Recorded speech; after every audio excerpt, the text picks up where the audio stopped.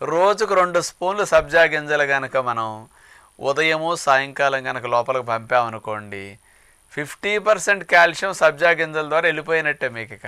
ఇక అంటే ఒక గ్లాసుడు పాలు ప్రొద్దుని త్రాగితే లేకపోతే పావు లీటర్ పాలు తాగితే ఎంత కాల్షియం వస్తుందో, ఒక స్పూనుడు ఉదయం, ఒక స్పూనుడు సాయంకాలం సబ్జా గింజలు అంత కాల్షియం వెళ్ళిపోతుంది అనమాట. అందుకని నేను 100 గ్రాములు లెక్క చెప్పలేదు, స్పూనే వాడుకుంటారు కాబట్టి ఇందులో 115 మిల్లీగ్రాములు వెళ్ళిపోతున్న లెక్క అదనమాట. మెగ్నీషియం ఎముకల బలానికి కూడా బాగా కావాలి. అలాంటిది 50-60 మిల్లీగ్రాముల మెగ్నీషియం కూడా బాగా వెళుతుందన్నమాట.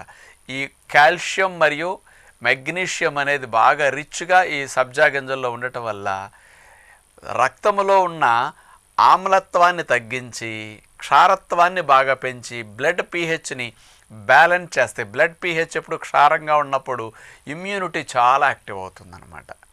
అట్లాగే ముఖ్యంగా